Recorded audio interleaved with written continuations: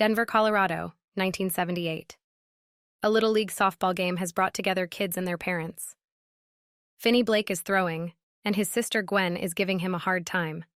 Finney gets 2 strikes with his first 2 pitches, but Bruce Yamada hits the third one and scores a home run, letting his team win. Even though they lost, Bruce gives Finney praise for his arm. Later, Bruce is seen riding his bike around town and saying hello to some girls he knows from school.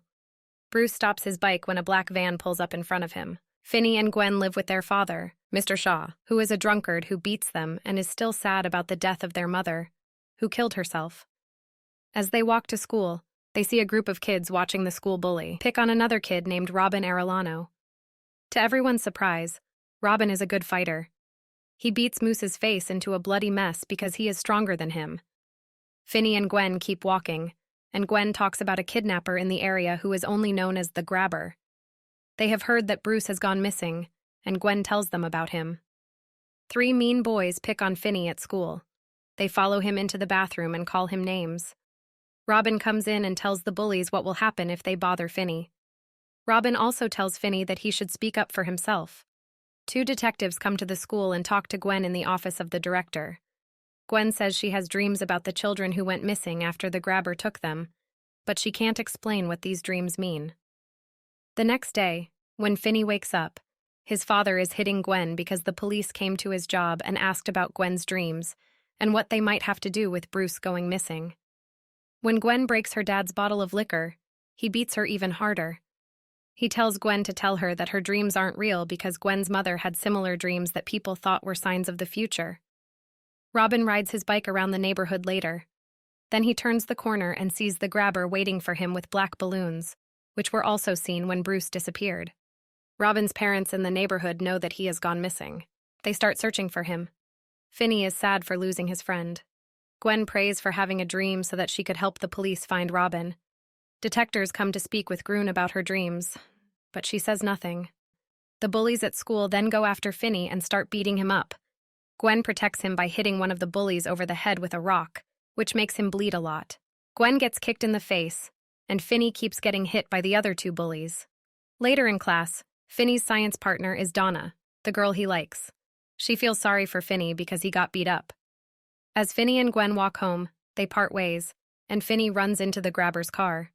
He acts like a normal person who just dropped his groceries, but when Finney saw the black balloons, the Grabber attacked him and sprayed him in the mouth with a chemical to knock him out before throwing him into the van.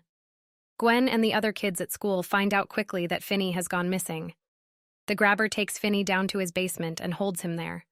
There is only one window, but even if he yells, no one can hear him. The Grabber teases Finney but tells him he's special. On the wall is a black phone that isn't working, but the Grabber says he has heard it call before. Finney waits for many days to receive a call. He tries several times to call someone, but it does not work.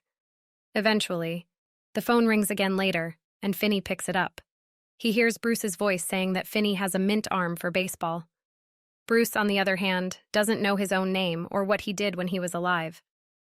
Bruce tells Finney about a spot in the floor where he can move a tile and start digging. Finney likes to dig and put the dirt he finds down the toilet. Gwen has a dream in which she sees Bruce's life as a child, including how he became interested in baseball. Mr. Shaw tells Gwen that her mother used to talk about having dreams that were like visions, just like Gwen does. He thinks this is what made her kill herself, so he tries to keep Gwen from doing the same thing. Finney is hungry, so the Grabber brings him eggs and a Sprite and tells him that the food is clean. He also doesn't lock the door, but as Finney walks toward it, he hears the phone ring again and hears the voice of a neighborhood paperboy named Billy. Billy tells Finney that the open door is a trap and that the Grabber will be waiting upstairs for him with a knife. Billy says that he left a wire in a crack in the wall. Finney gets a rolled-up mat and slides the wire up to the window bars. He tries to climb out, but his weight pulls the bars off, leaving him with no way to get back up. In another flashback or dream, Billy is a paperboy with his dog, bringing papers before the Grabber gets him. The agents look around the neighborhood and talk to a man named Max, who is looking into the missing kids on his own. He tells the police that he is currently living with his brother. In the meantime, Gwen tries to learn as much as she can from her thoughts about where her brother might be. The Grabber asks Finney his name. When Finney lies, the grabber throws him a newspaper with the news that he has gone missing. When he leaves, the phone rings again, and Finney talks to a boy named Griffin. Griffin tells Finney about a lock code that he had written down before he died. His ghost floats next to Finney. This is part of the game Naughty Boy that the grabber likes to play with his victims. Finney finds the numbers, but Griffin can't remember exactly which ones go together. Finney sneaks upstairs while the grabber is sleeping and tries every combination he can think of until the door opens. Unfortunately, the grabber wakes up when his dog Samson barks at the sound of the door opening. Finney runs out of the house, but the grabber gets him not far down the street. Neighbors turn on their lights, but the grabber tells Finney that if he makes a sound, he will kill him right then and there. Before he takes Finney back, he waits until the lights go out. Finney's phone rings again later, and this time a neighborhood punk named Vance Hopper answers. In a memory or dream, we see Vance at an arcade, where he got into a fight with two kids because one of them changed his high score. Soon after, he was put in jail. In the past, Gwen was with Vance, who was on the police radio talking to Finney. Finney can't hear Gwen calling out to him, though. When they get there, Gwen tries to remember the number of the house. Later, she rides her bike through the area to find the house, but the ghosts of people who were killed by the grabber scare her. Finney follows Vance's advice and finds a freezer in a room behind the wall. Finney tries as hard as he can to get through the door, but he can't. He starts to cry because he thinks he will die there. The phone rings again, and he picks it up.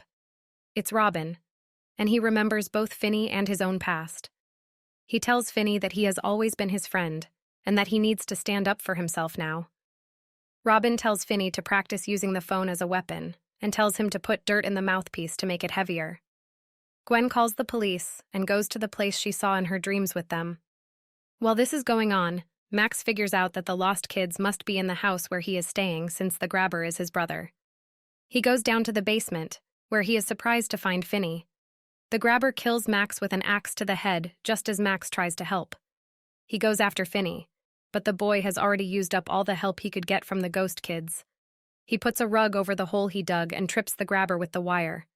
The grabber falls into the hole and breaks his ankle when it hits the window bars. The phone rings one last time as Finney starts beating on the grabber with the phone. Finney makes the grabber listen to the sounds of his victims teasing him about his death, and then he breaks the grabber's neck. He takes a steak out of the freezer and throws it at Samson to keep him from doing anything else. When the police look through the house, they find nothing until one of them finds the basement. The police don't find Finney. Instead, they find the bodies of the other 5 boys buried in the dirt. Across the street is the house where Finney was being held.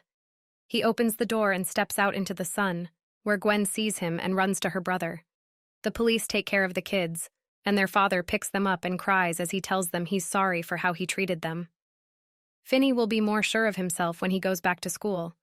Since he killed the grabber, the other kids think of him as a hero, and the bullies no longer dare to bother him.